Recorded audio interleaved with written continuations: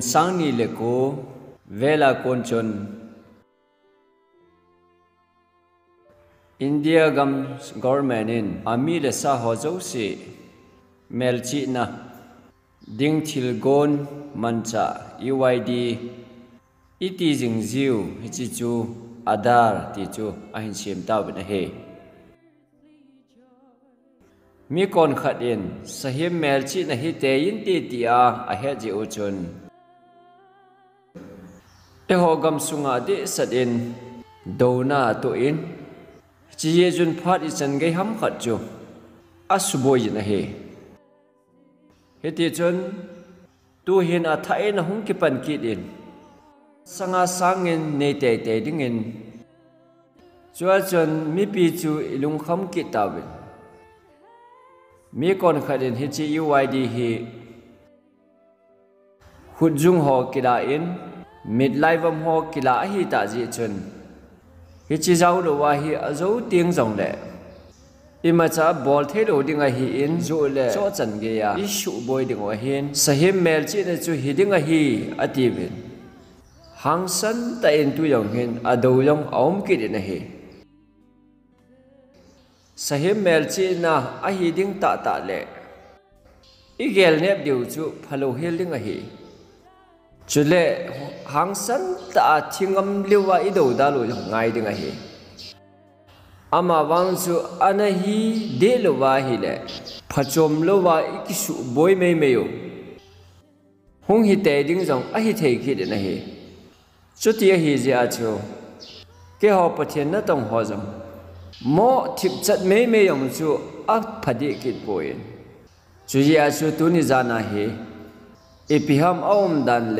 dan phung di ta chu ka hin phon do ding a he pathen thu anangai hlau ti ve thu phon mung som le li chang ko a chu jo chun van til thum na chun amani nong chu azuin ha ta in asamin ko hi la sehem chu le alim chu howa chi bai bu chu le achala ahim akhuda ahima amel chi na kinam do chu kila aum le ama yong chun pathen lung han na khona chu alung han na leng pi zu ima to hello hel go sa ki koi chu adon te ding a hi chule van til thing ho mit mu le kel ngoi no mit mu a chu me le kar ka net a thu gem ding wa hi te thu ain sei na hi chule thu phon bung som le thum chang som le go ba chule ama chuna newalin a hok awai chamlen le so hi chang zo si cho khut jit lama ahim achalu ba ahima mel chi na chu aban nei sa ahi chule chu chi sahim mel chi na min chu ahi lo la min mohol nei lo chun cho thei ta lo zo thei ta lo ahi ti chu an sei ki na hi chang som le get na a he chia hin het na chi na akilange lung thim thiman hi chi sahim mohol chu simhan aje chu hi chu mi hem number ahi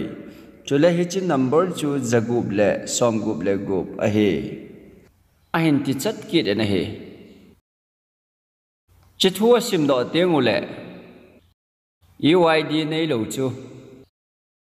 thil zo le cho khap na ding hi ding a hi je in UID nei hobowin a cho wa zo thei ding a hi wang le hichikal wala Bible in sahim mel chi na ti chu thei ding hinam tia ngai to na hi hung ping do a hi ta na hi adang na sim ki rutin Bible thu phon bung sagi chang nia choin pathen hing mel chi na choya ni son lama ko na hung kal to ban til chom dang khat kamon ama chun ha ta na samin le se de tui khang len su se ding thu ki pi a wan ti li ho za chun e pathen so te ho chala mel chi na kanam masang sevin na hon le si le tui khang len chu le thing ho su se hi ta divin ti tho e mu bin a he he chia thui sim ho hi I ha thiam thin divin pakai ni bon cha din phathe bo pi taw han amen cha hi mel chi na chi ni imu tawin khatna chu sahi mel chi na khut le chalpanga nei ding a hi khat chu pathian mel chi na khut le chalpanga nei kit ding a hi kit na hi chuti chun melchi na chini uma hi khat zo zo chu inei wa ngai jin ani ta chu ki nei kop thelo a he sahem melchi na ne nei dinga hi le pathian melchi na ne nei thelo dinga he pathian melchi na inei wang wa hi le sahem melchi na jong inei the ki lo dio he khat zo zo nei angai jin a he khat chabe yong nei lo win jong aum the kit po na he khat zo sang chu mi zo sin inei te te ding o he chibai bu na chini imu ta win a he hi cha hin pathian chibai bu na pathian chibai bu ho chun akhudu le achal pawwa mel chi ding a hi ta hi isei bangu wa chu sahem chibai bu ho yong chu achal wale akhudu wa mel chi na hi ki ding a he he chi chuan na he che no hi te India mi le sa di ta ki che ta phate cha he chen na ding hen kum som dan se le kishim na hi umji a he tu masanga pata chule Israel phalain jong vanoi midang jong hi thoben sansas ki ti hi akhat a ki nei ji a he tu chungwang hi tia kishim na jing sia top lovin chuchi India mi le sa di ta ho chu melchi na chombe unique identification pe dinga thil gon chu ahung kishim do a he ta na he India hin a mi le sa te di ta ho chu a he china mi izat population hi ta wem kum si a I khan to danu le I tha sam dan ho ti ho economic lama gam mi le sa hina a kivet tup the ni nga chu ngai chat khat a he chule India mi le sa hilo dan lowa hung cheng lut gu thima hung lut hung chau lut sum hola hung dan ham ama ho chui zat ham ti het angai jin a he hiti ho adinga chu kat sim gotawin khomi di ta ho adinga chu adar ka chu sim ngai ding hitan adar card sim ding a hi akona thagup India gama ding ho yong chu kholjin mi hi jong le kat chu sim pi tho ding a hi ati wa hi ama wang chu akat chu za chombe hi ding khomi le sa hi na kat hilo ding a hi kholjin cham na lai he jing na ding zo a kat hi kit ding a hi akalal jong azat chom hi de hi heti chun kum sang ni de som chun central government chun NPR project hi an sim do in hichi project hi tol sung local village iti diu hintin sub town itiu district level chom choma chipi ahung hi pantan chua chun a khut zungu amit laivamu la hitan he hichi na thil tup chu ipi ham iti wa hi le India ga ma cheng mi zo si mel chi na database hope len ta le kichi ta sim a hi in database sunga hi mihem ho thusim chu kila khoma kim sela hi naw chu ki koi lu ding a he chu chi lim la ding thum ta apoi mo pin ho chu imai melo lim la win din khujum som jong hi ala dingo imit live mu ni hi ala dingo a hi ki din he hitia chu UID hi pi ham miti le pi ham a ki god na ji chu itia hi le chom chain sei masakit phot lew han kat khem atamin ki thep na tam thema ma jengen ama sapenin ji le sim them zakhala somsegi le nga umin aseyovin mobile phone mang hi scroll khat aum ta in chule passport nei lak som nga wal aumin chule bank account hong chu mi lak zani le som nga wal set aum tan nisi kham khop ding ne ding nei lo migan the ho chu lak zasagi le som nga wal set aumu ve hetabong mi ho zo se su iti vet sui de ham ti chu iti mala na ine diu ham ti ho jong chu chiki sim na le khule mi ki mel chi na ko na he phachum the dinga a he do a hita na he abana chu India gama mi zakhatla somgit set he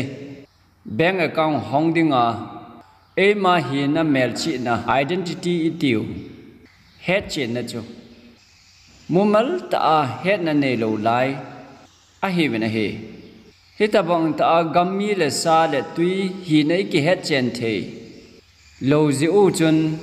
wan thang hin na tiêu tin social security atiu tua dinga chu ki chi zo a ki vai hom na ho nei the na dinga chu he chi thilgon he chi pi ahung hi dan a he vasanan lpg card ineo appointment pension la na dinga pension card sim angajin lekha simhon scholarship ala the na dingowa id card jong aneu angajin a he chule nizakhat kilona itiu nrgs iti ho hi hitabang ho dinga jong hi job card ne jong angai kit in a he chule life insurance boarding in card ne angajin gari heading in gari driving license card ne angaji owners a hi na dinga license card ne angai kit in a he thil ngai cha tam ma jengin hiti ho zo se chu idea aki koidut zo teng ta le card dang ho tam ta choi angai ta pon a he adang kit khat chu eid card agonu appointment na ji pin ta khat chu central government hin kum se le hichi india gam state pumpia mi noi nung diu ho khang to lo zo ti me tin koi ma sit na sei lo bin tha sam jap ho dop kang na ding hin budget krol izat ham khat chu aki gong jin a he ama wang chu aki gong di chat banga he aman dan ding ho chu imacha god kiche ta om lo je chon a chang ding ho migan the ho le ha sa ho chang ta lovin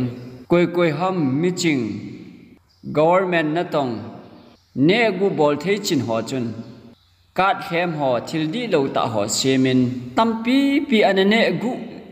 jing je u chun india gam hi ilhasam jingovin igen the jingovin north east gam jong he chi chu ne gu na lampi len ta ki hon je chun central government chun he chi uid hi semding apoi motai atiu a hi pe ne he hitia chu india mi le sa di ta het chen na ding chun kisimpi na ne ya chu chi ami le sa ho chu id card pe so ke ding id cmp so ke ding chu na gong ta na he heti chun planning commission noya government chun akoyin february sani le ko chun unique identification authority of india achamlamin uidai akitin chicho aphut do tawe chairman ding chun nadan m nilekani chu gon anahitan ahe epiham apoi mona dang khat chi ti kit wa hile uid a hin sim tengule Aadhaar card inei wa hile id card hem ma ki hepna the talo ding a he chi card hem hin mang ho zo se chu akhut jung le amit laivam ho ane ki vet ting le aka chai chu a hem hi ti chu kilang chen sat jeng ding a he koi ma min hem ma e ma cha ne gu the talo diu a he chu je a chu id card hem duplicate sema scholarship mi chanding ana chan pi ham a hi lo jong le scholarship changding ho lim sem thu sem ho chu humang ding a he aban ki da chu terrorist ho ki het chin thene ding a he india mi le sa hi lo gamdanga ko na india su se dinga agu thi ma hung lut ho met do jung jung a hi thene ding wa chu unique identification hi phachom the ding a he chule ne gu na corruption su mang na dinga chu poi mama ma jenga hi se ma bong wa chu min hem le di lo ta ka hem se ma sum su chawai chu talo ding a he tu la ya black money ati ho zo se jong talo ding a he su tu a hi modi hin he chi thil ho hi a he je chun black money tam wal Chuji chun circulation chu om poin sa ke mangle chi le hi athom je chu gammi pi igan theyovin chichwa de lovin sang khat no le janga not chu asumang jeng na hi chi ho yong chu thil phata hi le kilom ta a hi chule ID card za chom chom jo wai se yo pole lu da I choi ho ration card iti ho fishing permit iti ho border card iti ho driving license card, insurance card, scholarship la na ding ID card, college ake admin na ding ID card, university ake admin na ding ID card, ti ho chu za chom chom tampi kan ngai talovin. UID a hi a head jeng di hi chu thil bailam dinga a head a he. Hi chi UID card manga hi ration ho jong la hi ding hi tan UID card manga hi. Hichichu government in gammi pi hodinga subsidy rate a enchang chini thau cooking gas iti hole thil dang dang agun ho chu homi le sa di ta ID card ne ho chun aman thoma acho thedingu a he ahin la hichi Aadhaar card nei lo ho wang chun Chichi government control ho mi le sa di ta te dinga man hlom cha cho ding ho chu aga mo cho thei jeng lo di o he aman tama aga ki cho dingu ti na mei a hi ki de na he chule biometric enrollment chung chang a jong hen hechikal wal jong hen thil sei tam sei de sat aum ki din chichu DNA jong ala ki ding o he tikit o na he I DNA te ho laventin te chun midlife vom bo se dong hitelovin azo wang wang le ichi identalo ha tiu hitin I how when ape na nung chan ge hin lim laventin hitabanga chu nasata email chi ding wa hi ati wa hi dental impression jong dinga asei ki do hi ita sa chung wa a hom su thiang na dinga DNA sample kila ho chu ngain tin forensic procedure kimang to jingjeng in tin tia kichata ase che che o he ama wang chu hi chi hoi hi chi na hung san dung zu yin bol the jong chu hin ti hin la hi chan chan ge ya DNA kila pi ki ti ho hi ki ti ho mong hi government in bol agunai pun human right dankal ahi to kilhonin zalen pelke na mimel zalen chut be na je chun bolding jong ago mong po we ti hi nana head deu kanomina hi chi vanoya kiphal ahi pu na he chule barcode ana sei zomjing kitaw hitibin ngai dan thu se ho chun hi chi sum hol hon suma hol naw thil athil sim da wa amen le quality izakai amel chi naw chombe am ho thila he ti ki he thene ding wa number api u barcode ki ti computer a asim do thei ding ho chu aning thum asaw hungum hi number group chi api wen chi cho za group song group la group avota wen cho hi gu thima sa he mail chi na cho hi ta ya ti wa hi chi mapuya ngai to na mei chen la hin ki sei do hanang hi le ki tu bep 70 ti ka he na hi do thu sa ma hi cho chu hi chi barcode ki ti ho hi noble number gate ho akoi thewin number ku dong akoi thewin jagup song gup le gup ga koi pi ji a chu sahem number ti aga me be jing chu thil nuizat ta a chi do a hi chule hi chi barcode hi asau achom chom lu hel ke bang chata si mo yong aumen chu ya chu jagup song gup le gup ga pi chom na ding ti chu om the mong pu na he jage song ge le ge jong pi the hi poi hi chi barcode ki ti ho hi chi ho mang cha hi sim the a hi in scanner iti win hi ti ho mang cha he wanoi hi chi pi a hi ta in chu ji a chu wanoi he khang to che en sum hol jong abai lam tan foreign ai chi ding mong le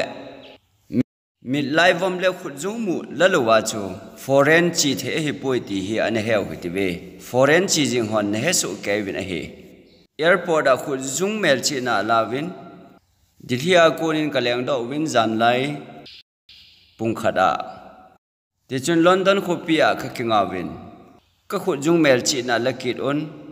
ka mid lai von ave win ka passport ave kit on chua dilhia ka khut jung mel chi na le ka mid lai vom tha le ka passport iza kai chu a computer wa chun gui job so ke hi je chun pastor pl bek chona america chi ding a hi mi phalo a hi poi ti a hi je chun phate chan ka chi pai thei tan a hi america gama ka ga thun pha chun hitabong ma chun america gama chun duty ka pel gal kayo ngai jin custom duty ho chu ipiham namin na passport so in ativin ka passport ul chu ka vel sawin computer askan bol nga lovin khujung mel chin a lakit on mid lai vom cha lakit ubin a he chipa hi adi e mi chon phalo ai poi mizoram a kon pastor na tong a he dilhia kon a in sol da hu leng do cha hi e america lu theye tin kalu tawin a he kaum nom chan kaumon ka kile ding tiang le si tabang ma a chu airport zo si a ina check kit uba ke ma mong ka hi midang a them mong hi poi ti chi ta he the naw chu ka khut jung le ka mit lai vom ki ba ji a hi chi chu ke a ding a safety ka ki ven bit na a hi zon a hi sahem to ki gui job na mong anei lo a hi ti chu in he deu pha ka san a hi mi phabab khat chun ama ngai tu anga ngai tu kit un khut jet lam khut jung ala na ji u jong he ati bin bible chun khut jet lama sahem mel chi na nei ding a hi ati chu adi tai ati kit un a hi hin la thangkura kampau bangin sab gam chi khalo abange ati bangin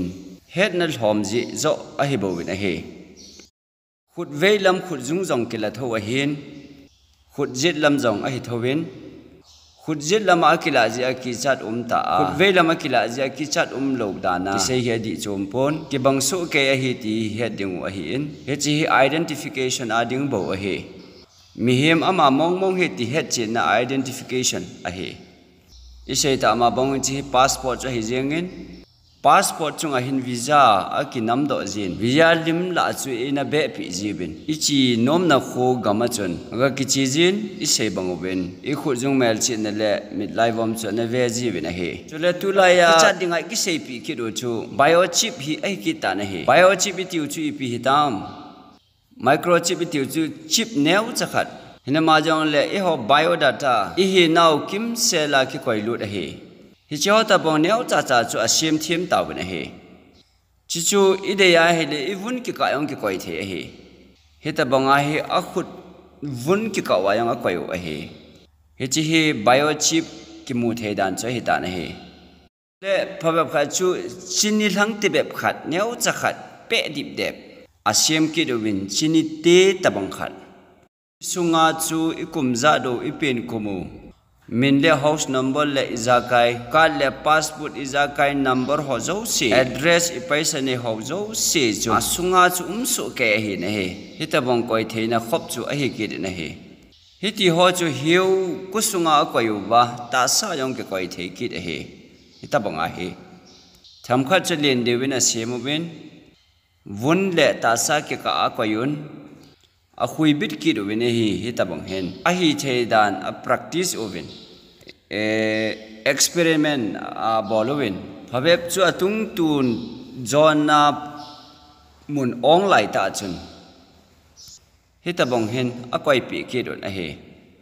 he chi chu RFID ati win radio frequency advent fashion ati ho jong hitabong a he a koi theyo a he a hi theidan a hin show a he hen la hi chi hi government dan kal a hi in mi chombe zelut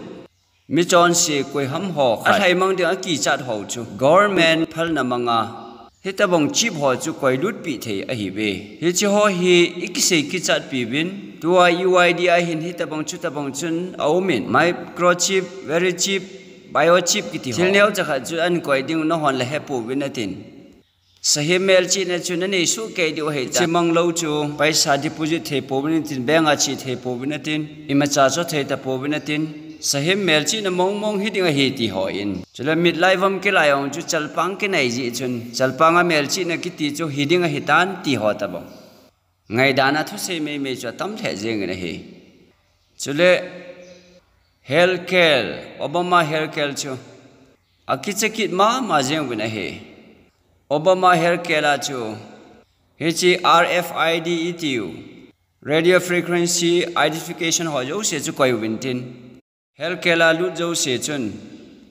hita bong ho hi hi je chun ki cha do min hichi sahi mel chin hung hi ding a hi ti in hi cho chu bank account to ki job ding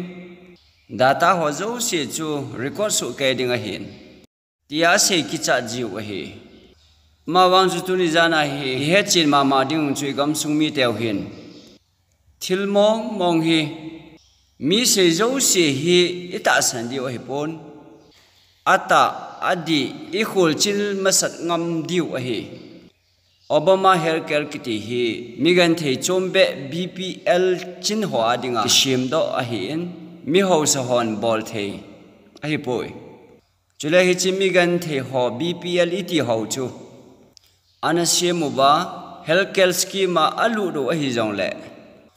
achanu te ho achapate ho hong khan le do ba lekha hong thip ta ba a hi le government na ho a hin to thei ta ba income hoi ta a hi le Obama healthcare la kona chu drop thu ding a hi bin he aji chu tax a kona chu amu su ke o hi za kai income chu he su ke ta ji u chun nang chu healthcare la na yaw the ta lo de hi ti a hi jeng ne he he chi hi Mizoram ding jong a hi pon America Mizo se ding jong a hi pon America jong migan the hoding di sana bo a hi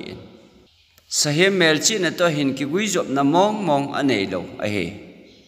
ti chu a jo ting ta yong le phate tan hin sei chin kit nang ka ting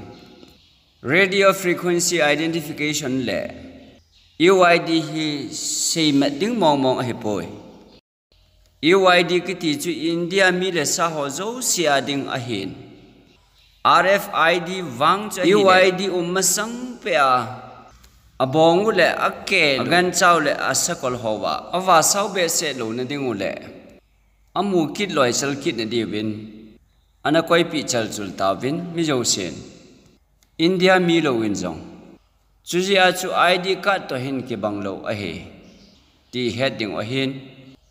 he chi India ga ma steam engine hung lut ma sa pen chu ana sei ta lew han tui hu in thilsa machine in engine chu a hin sa in pistol hit ya ki ta to a kon chun rail chu a kai thei ta ye ti amu do ta win chu chi steam engine khol India ga ma hai lut ti lai chun thilha a hi ati win mi tam ta cha ki cha bna he a ki cha do he hen la phat a che jingen a hi do dan a he do ta bna he khai le thu se yo a so lo na dingen UID ki ti chu sahe mel chi na hi thei ding ham ti chu na veu te UID hi sahe mel chi na hi thei lo ding a hi ti tu ni jana hi zem khou ta gam sumi pi te ho koma ka sei pi nom na hi ve Bible thu sei to akibang poi ti hi ka sei nom na hi sahe mel chi na le pathin mel chi na hi Jingzan lam ting le izil khom the ba di hin to jan chu UID bo ka sei na lai de hi sahe mel chi na hi thelo ding dan bo ka sei man ding a hi ama sapen in India government hi sahim chu ana hi tale Bible in sahim a hi ti chu hi tale ami le sa mel chi na ho chu sahim mel chi na hi jeng thei ding a hi Hen la Bible in sahim ati hi India government hi ahi lo je chun India mi le sa ki mel chi na hi sahim mel chi na hi jeng thei lo a hi chule abana chun sahim mel chi na chu wanoi mi zo si alien anew a hop awai in anei ding kel ngoi no hin le kha bua amin ki ji lo zo se chun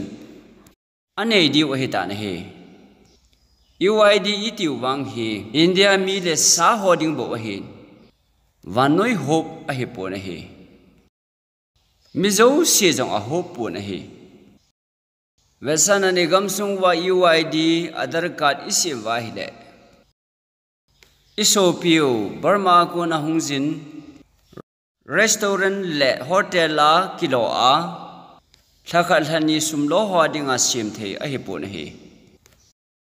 Now sen ching hodinga jong sim the a hi pu na hi. Bangladesh a ko na guthi ma hunlut hodinga jong sim the a hi pu na hi. India mi le sa di ta identified holding abo ahe. Hechichun sahim melchi na to hin ki ba na anei po na he. Ti chu hin ta lang chen in ahe. Mi jo se a hop lo ahe je chun. Chule UID ki ti hin ho thu sa khul to ki gui job na khat cha jo anei po na he. Punjabi Sikh sa khu hi pum chon UID akine thejin Christian hi chi chi angai po na he. Judaism hi pumin UID akine thejin India mi a hi po le. Buddhist sa khu hi jong le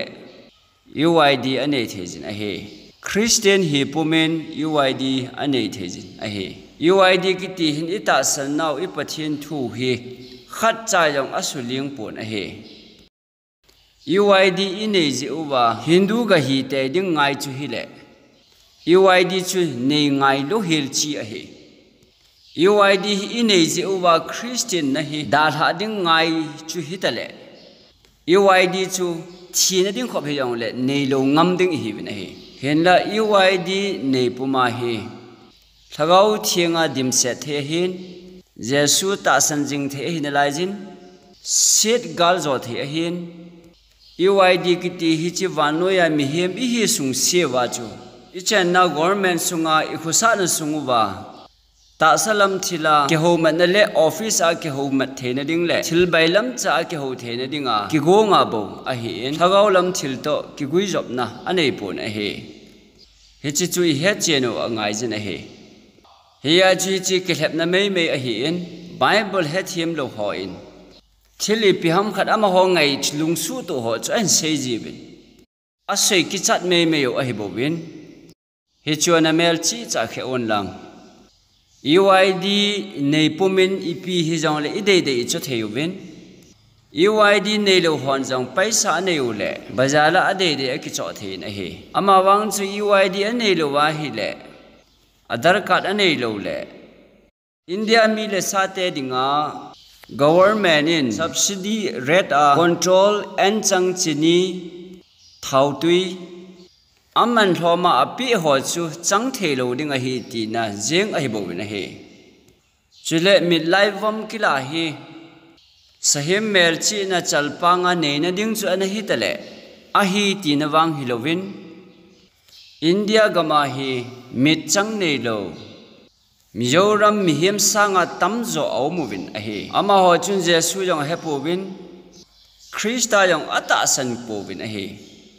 Hindu sa khu ahe win adat mama win ahe. Amin uwa melchi na ding ane lo ze u chun. Sahim melchi na ane the lo ding uti na hita machal pangu ba. Ngol hoi ta ahe in. Hichingai to na he. Ngay tu kim lo ahe mid lai vam kila hi chalpang melchi na hidan a sei jing u hi mid hi chalpang a kiti khamong mong poe vanoya mid chu mid kiti ahe chalpang a hi mong po na hi chule mid lai vam kila chu sahim melchi na India mi le sain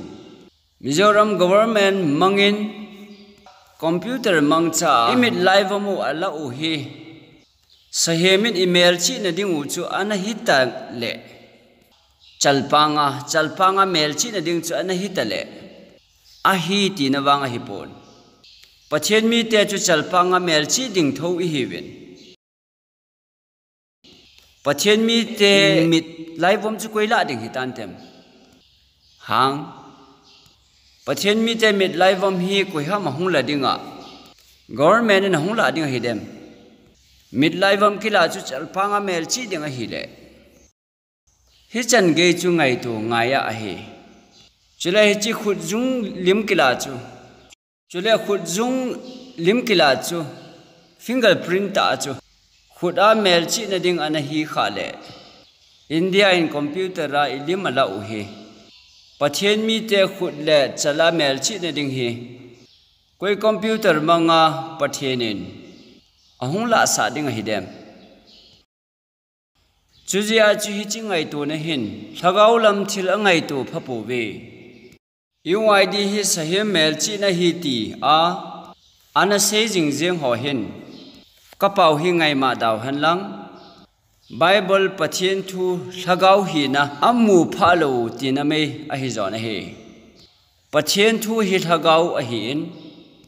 thagau wa kun lo wa chu ki he thiam the lo he in Paul in a se na he Korin bongnia sahim le alim chi baibu na le pathian chi baibu na le khula chalpanga mel chi na thu hi symbolical term manga se a hi in thu phon hi symbol kampau amang ji na he kel ngoi no wati le khuchilaya kel ngoi no kol hon a tha ji ho se na ko hi poi Jesus Christa se na a hi zon he sahemati jong le bong ham sai ham ai lo le ipi ham se na a hi po na he satan ki se na a hi zon he symbol a hi zon he chutabong ma chu chalpang ati jong he chi chalpang ta ta se na a hi po na he symbol tho a he khut ati jong le chi khut ta ta se na a hi ngai po na he chi prophecy kampaw a he gau thu se ho a he symbol aman mai a he chi chu jing jan teng le phata tai se ding wa hi je in ka sei man lo de hin chu ya chu khut phang ham fingerprint tiu le mit laivam he sahe mel chi na chal pang le khut a nei na ana hi kha hi le pathian mi te khut le chal pang a mel chi na chu koi computer na hung la ding he tam ti hi ngai tu ngai jin he boi ta a he pathian su te chal pang a mel chi ding a hi in pathian cha te chu koi ham mit laivam hung la ding America te na hung la diu ham hello hela hi hiti lam cha hi poi ti hi pakai ye sumina ka he sa na hi we ki cha ding ho bo ki cha deu ki cha lo ding ho chu ki cha lo ngai po na hi che jing o ten khuda mel chi na chu fingerprint chu khuda mel chi de ding chu hi ta le India gam jeng se a hi khut phang nei lo khut nei lo hi Mizoram mi pi sanga tam zo hi uma a hi chuti ai la ma ho chu ki mel chi the ta lo ding ti na ham ban la nei po bin khut phang jong nei po bin hi hin la hi chi ho chun sahem mel chi na nei the loading o hi ti na hi po na hi hu hing loading pakai Yesu Christa ta san a hi lo wa peng tha di ta lagau thing nei mi a hi lo wa hi le ban dot mona chi ding tho tho hi we sahem mel chi na nei tho tho di chuti chu hi le sahem mel chi na hi you the id hi poi ti hi ki chi de wa hi dai amen UID nei sa ho chuna khudu atan ki ru ngai yin tin amin u jong ala da o ngai a tivin tu masang chun champhaya nu khat chun lung le ya ko ne chin atu pa khat chu amit chu ana kal kal na hi ative apeng choi choi jeng di chun ain sa in thang te hung thai kho amanovin police a koi ve ative na he hichilaya hin chan mari a yong hin nu khat anom ki din ka kampau hin nei na hot de ka ging cha po in ma ko ma ka chin hichi thil dan ka hil ta chun ama ki pa tan UID chula ni ki kap tan asai gim ne ho chun na khut na tan lowa na mit na kal do lo le hu hing na hi ta lo ding he tia na sei gi cha ji u chun pathian thagau thing da tha da na ki ge le hem mel chi na ne ya ki ge la hi tai enjong ananom ta po in akap tan a he hin la ka ga chia pathian thu dan ka ge hil ta chun ki pa ta en tu hin ta na he pathian chu thang ba ta han a khut chu an ki tan jeng jong le fingerprint a khut jung chu na tan bong han nang khut bong in anom ta jong le khut tong pu ma hi mi to yong ki jong the na lai hi khut tong pu ma hi zo thu se jing the na lai ji khut tong pu ma hi pathian thu yong nil the na lai hi khut tan bo ki ti wan gam kai na a hi de pu na hi chule UID nei lo jeng se jong hi sahem mel chi na ko na ki ven bit na jong a hi mong pu na hi UID nei nom lo hel ho zungol ve ho ama ho hi hu hinga hi di ven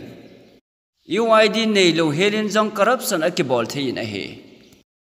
zo a ki se jing thei jin mi ta yong a ki jong thei jing in UID nei lo si a chu pathin mel chi na nei ding ti na hi mong pu na hi UID nei lo hel pum chon sahem mel chi na chu chang tho ding hi chu jing zan le ki chen jo ai sei ding wa hi chule khut jung lim chu sahem mel chi na na hiding tabang hele hiding hitale ka ti jing a he ke hin a hi lo ding zo hi kho ka sa zo a hi sahem mel chi na hi khut jung print hi hiding mong chu hitale computer len rit thelo na dinga sim chu abai lam kit na hi na khut chun mei am ga thamin lang ga dul sa in lang hele chun computer I ma chan a sim di thelo hel dinga hi simen ho chu khoin lang simen ke hel ho chu na khut chun ga zut in lang simen na ho chu tong in lang ti chun ga thamin lang hele chun na khut dan chu asu sit gam de hi ta ipi computer hi jong le rit thei ta lo ding a hi chu ta bang ma chu mit lai vam jong chu na mi chu na noi dul kha na mi da tha jan na noi sit kha hi le ipi computer in jong amudi thei de po na hi tuwa benga na tong ho yang khu dongun lang a beng wa a computer ho khu password lock anamangu ven a hilo le fingerprint lock ho amangu ven computer hon na dinga sota tha bol huna mu khaw ba khudu chutu ya chu adi ko ji ji o hin asu theng wa ta cha bol kit wa chong chu tu ya ga de ko vin ti chuna bol theng kit vin aga rit sa kit vin chu ta le ba hon the o hi ti na mu kha di o hi na khut zung zem ala u chu ga thai ke en lang anung ga sa le chun ipi computer hi jong le asim the da lo he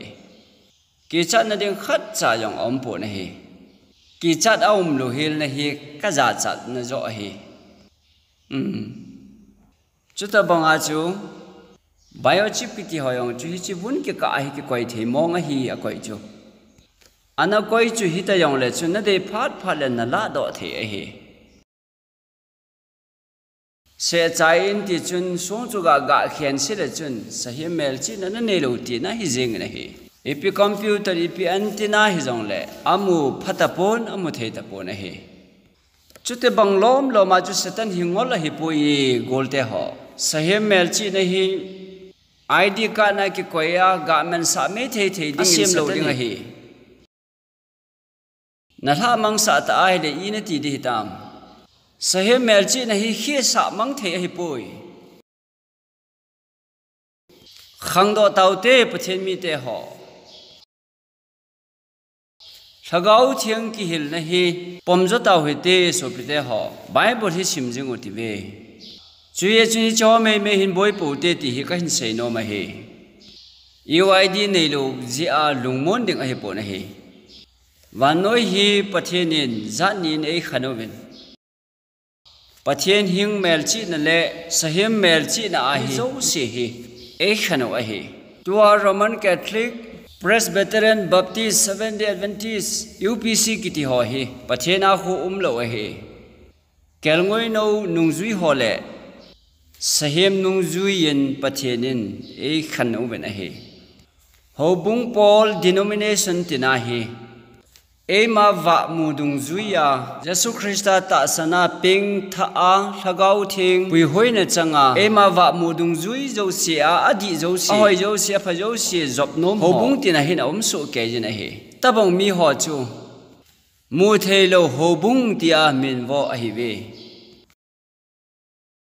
hetabong mi ho chun pathen thu ta chu a hin mu to pe wa hi le pathen hing mel chi na chu chang ding a hi ve na hi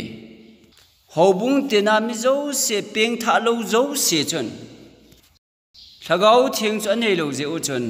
sahem mel chi na anei so ke diu a hi ta na hi UID nei lo zo sin jong sahem mel chi na chu anei so ke diu a hi Akichon do na munu wa ko na chu sahi mel chi na chang tho tho de hi ve UID nei hi u jong le hi chui he do nga ye chule chalpang I ti wa hi le ka se ma bangin symbol kampau te ka thu kampau manga se hi je chun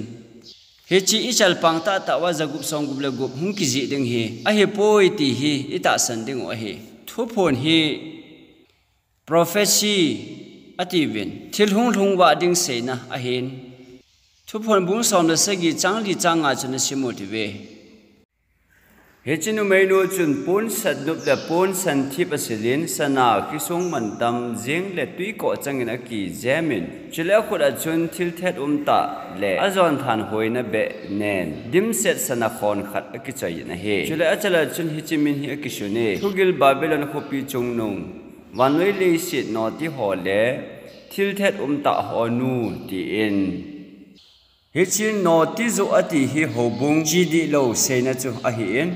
tui tampi chunga to no ti chu a hi achala babylon kholo pi le se na no ti ho le thet ta ho nu ti a kisun min au me ati na hi hobung hin chalpang ani mong hinam literal la ding a hi le hoi jam hobung chalpang chu te ka thu kampau he ti he thim ni nga ye gol te ho hobung chi di lo no ti zo hobung se na he alang khara chun hi tabang ta chun ka ga ve na hi le kel ngoi no chu zion mos chunga chun adin kamon mi sang zakhat le sang som di le sang di to a hi ama ho chu achaluwa ama min le pa min kisuna a hi ati na he he chi he vanoi ki chaina boina tribulation tho do ho pathian mel chi na chalpanga kitchen ho ase na cha hi en chuchi kel ngoi no zion mol chunga ding ho chalpanga chun pathian mel chi na amin le apa min akiji e ati zo a hi pathian min le pa min hi chalpang wa kiji ding hi le ipi computer a hung ji di ham hu hing te chalpanga hi so pite ho pathian thu hi thagau hi thagau wa ko na he chi na nga ye chuya ji hi chi akilang the mu the khoi the thil ho a mel chi na hi pathian le satan hen he sa me the ding le su set me the thil ho a mel chi ding o hi pui ti hi I he de wa nga ye chuya chu pathian thu hi izil jing ke o ngai jin a he I pathian so te ho chala mel chi na kana masang seven no ho le si le tui khang len chu le thing ho su se hi ta di ve a hin ti a hi pathian so te ti chu pathian chi bai bu ho se na a hin hu hing chang ding te se na a hi en ama ho chal pang mel chi ding a hi tho ki da a hi le midlife vom kila chu sahem mel chi na akang o a hi le chalpang mel chi na dana kala le pathian mi te chalpang mel chi dinga hi pathian mi te midlife vom chu kuina la ding ham ti hi kado na hi chuya chu ta bonga ngai tu na iman cha u chu ta salam wal jengin vanoi thil wal jeng hi pathian thu athagau na akonin iman phapu we tina hi chuya chu pathian thu hi kineu sat azil angaijin a he chalpanga mel chi ding kiti hi jing ni khole se ding hi jong le phapep khat kamu sa no moven a he hitabanga hi chalpanga computer chip phum ding ham a he nai sai pon hitabanga sei ho la ami khat sei ka het chu a video chu ka ve in tu ni chun a sei them the jengin ako mam ho chun ata san ma jeng ding wa hin tu lai thip na hi sang the jeng ta bilkul sa tha jong le midang bilkul ki wo ngai lo vin di mangin isel ho hi aprin do the ta vin nakul hem chu aprin do the ta vin atu ki jeng thewe yong ati na hi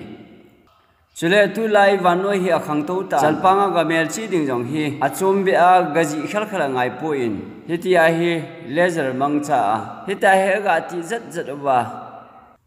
achal pangu ba chu sahem mel chi na he ga ji mai theu hi ati hi chuti cho hi le koi me cha hi abit ding adam ding thei ding ham anom no mo chu hi ta cho ka ba kap diu hi jeng a hin anop le nop lo chu thu chom hin tin laser manga chu mel chi diu hi ta in mi yo se chal panga chu gala ko na laser ko na hitia cho kap thei jeng a hi so pite ho hi ta bong ki hlep na la a hi iki ba lut dingo a hi po na hi ration card ho hi neiding kicha hi in vanoi anom sungin India paisa ho mending yong kicha hi in vanoi anom sungin kaiser a chu kaiser ai pi jeng diu pathian thil chu pathian ko mai pi diu a hi jeng na hi amen hi chi vanoi ya i chen sungwa hi government lam kai ho chu pathian go de hi ati na hi rom chun Hichi ya choma ho thu yong hi chan ge ham khat chu e ho le bi dala hi lo le inun di wa ngai ja a he government ding ami ta san ta hi ding wa ngai ji khasna pi de ti le pi me di wa he se ju ho yong chun jesu ko ma don le kai chung changa do na pi u chun na pai sa chu nei vet sa win ati hichi koi lim ham ati win kaisar ati win achu ti he le kaisar pi yeng tang wem nang peter nga koi choi nang nga ga manin akam juga kele chun cheni na muding cha kon chun don le kai chu pi jing ta na ti na he government in don le kai e phu du ho jong he gam mi le sai hi pu wa hi le e phun chel di wa he pun thungai ta e pi di wa hi zo na he pathian thungai na adal pu na he a kho pin pa zo chu bible ki hel na di pathian thu hi isu ke jing jing ba ration card ne chu kichat he jong leo han UID chu ne hi be jong leo han bible ki hil to ki banglo wa ichi wa hi le satan mel chi na sahem mel chi na chu ichan tho ding wa hi ti na a he chu ji a chu chalpang ki ti hi hitia hi chalpang ta number za gup song ble gup ki ji ding a hi ti na jong akopu na he laser mang cha ga ji ding ti jong akopu na he Bible in chalpang ati hi ipi se na ham Jeremiah bunga chang thum na simu ti we bin he amai changu achalu songpi sangin ata sa zo bin lungkhel ding anom po bin he jahin chalpang chung chang a se imu bin songpi sangin achalpang ata sa zo bin lungkhel ding anom po bin hi ati hi ipi ko na ham ne hil the diu ham alung chimu ata be se alung khel nom po ve ti na hiloding ham amen chalpang chu ni lung chimu ingai to now frontal lobe hichi ingai to now ahin vet sa zo ai ta na hi a chalpang chu sompi sangin ata sa zo vin alung khel nom po ve atia hi le lung chang ta lo chal se na ai zo na hi Chuzia chu sahem mel chi na le pathian mel chi na ine ding dan hi lungsung lam zo I dei than na lam zo ba koi hi I ho ba koi hi chi bai I bo ba koi na zo I to ba koi thu zo I nun zo gam tia e ki mel chi zo diu a hi amen Chuzia chun jan ki ting le izil diu hi apoi mol he jengin sahem mel chi na het na diwa chu koi hi sahem ham ti het na sat diu angai Sahem ki senjong hedo nai lo ba sahem mel chi na ga ki sei pi diang chungol hoi ta he chuye chun tu ni jan hin pakai Jesu Christ hi ita sanuwa mi ho ta san sangin pakaya ta sana ki sela phazoi ati wa tabangin je bible bo se hi ita san ki ngap nau hiding dol hi amen Hechi thuta hi het them thene ding ule pathian mel chi na hingta ichan thene ding ovin ithu se na ho pathian phathe e bo pi daw han amen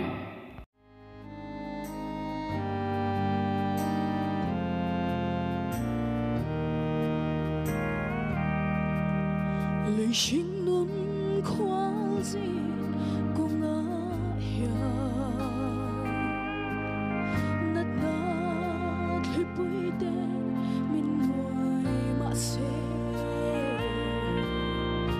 vui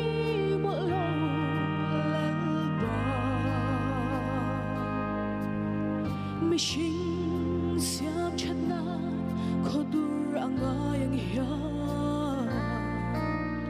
kanuna hiyan khodur angayani kalpangay chua min em san ngai lo min nom quy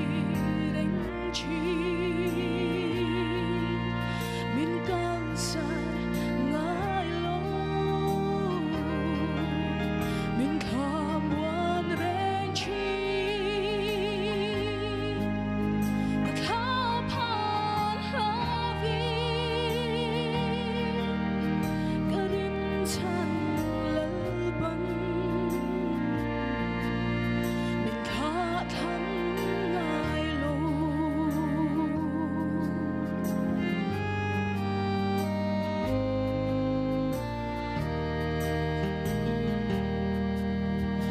Rau đam na min bek te hi ta tan lal pa al hu swal chi ke cha lo hi lal pa ka au thom min ngai thak sa chin wangi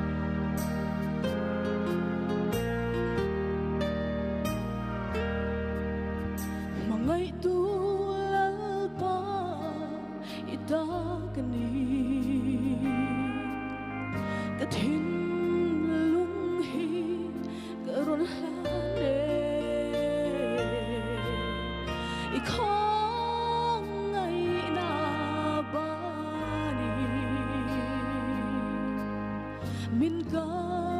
yang che cha tuan ram thlen thlengi ro pui na ram kho pui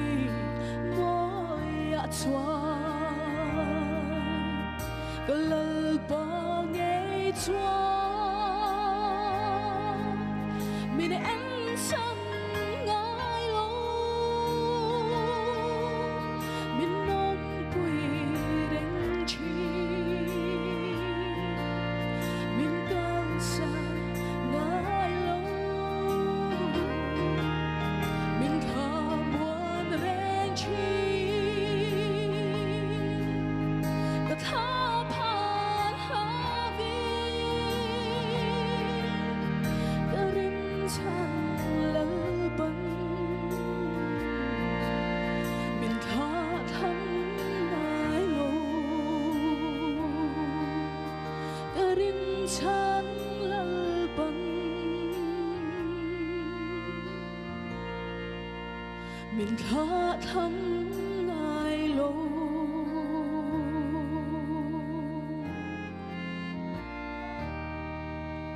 lal pa ro pi ro se